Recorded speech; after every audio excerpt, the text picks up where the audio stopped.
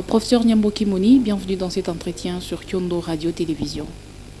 Nous parlons de ce projet d'agro-industriel que la République démocratique du Congo voudrait encore promouvoir. Question de sécuriser l'alimentation et la nutrition dans les pays, surtout pour des populations vulnérables ou en pauvreté. C'est vrai que ce n'est pas une première dans notre pays. Alors, qu'est-ce que cela implique concrètement ? Merci madame. Vous avez raison de dire que ce n'est pas une première expérience, mais il faut dire que la RDC est obligée de passer par l'agro-industrie pour développer son agriculture et arriver à atteindre certains objectifs du développement durable. Avant, c'était les objectifs du millénaire. Donc, je vais citer ici la lutte contre la pauvreté, la lutte contre la faim. Ça ne peut arriver que lorsque la RDC va devoir passer par l'agro-industrie.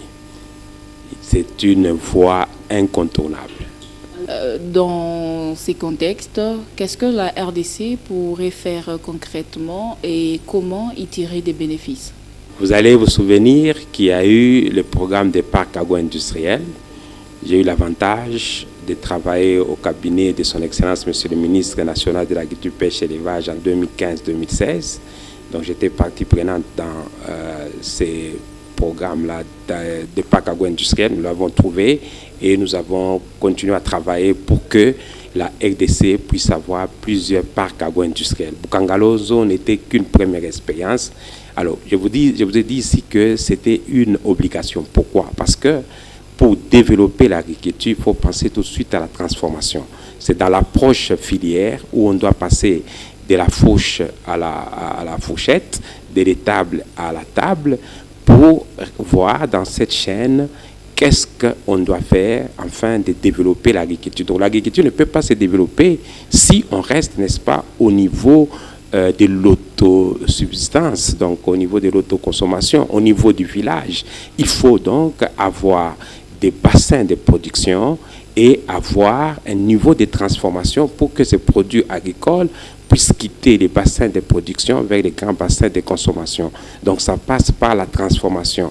Agir autrement va laisser la RDC dépendre des autres pays, parce que vous savez que pour consommer, n'est-ce pas, vos aliments, vous avez besoin de la transformation. Donc si la RDC ne transforme pas les produits, elle va continuer à dépendre de l'extérieur, elle ne va pas promouvoir son agriculture. Pour les pays comme la RDC, cela pourrait prendre combien de temps pour y arriver?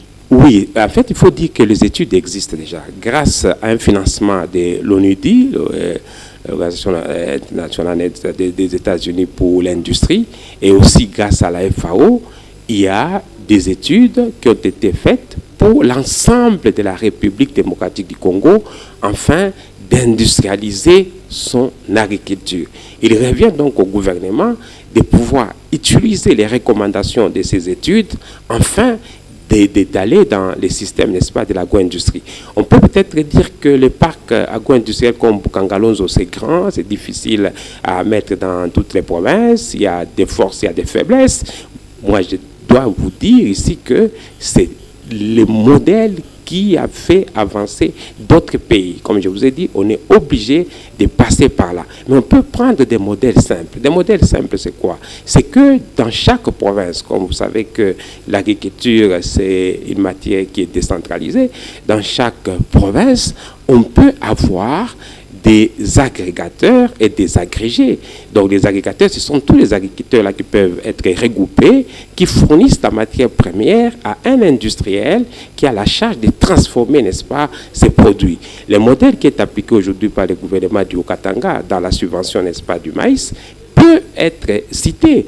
Et là, ce qui manque, c'est maintenant arriver à la transformation. Déjà, on a vu qu'on peut transformer le maïs en farine, voire aussi tous les autres sous-produits, et étendre cela avec plusieurs spéculations. Ne pas rester seulement sur les maïs, on peut aller sur les soja, on peut encadrer les producteurs de l'arachide pour la production de l'huile d'arachide, on peut encadrer, n'est-ce pas, les éleveurs pour arriver à faire des beurres, à faire des, on va dire ici, des produits carnés, donc des fromages et autres.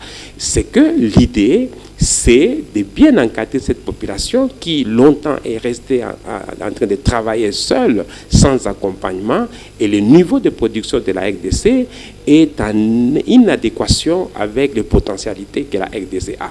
J'ai lu des différentes études qui annoncent que rien qu'avec l'agriculture, la RDC peut produire 10 milliards de dollars par an. Donc ça passe par l'approche filière. Et c'est dans l'approche filière que l'agro-industrie, n'est-ce pas, trouve sa place. Ça peut prendre combien de temps? C'est une question de décision. Je n'ai pas encore lu avec Munici le programme des 145 territoires, mais je ne vois pas le développement de l'agriculture congolaise sans le développement de l'agro-industrie. Merci beaucoup, professeur, d'avoir répondu à toutes nos questions. Merci, c'était avec beaucoup de plaisir.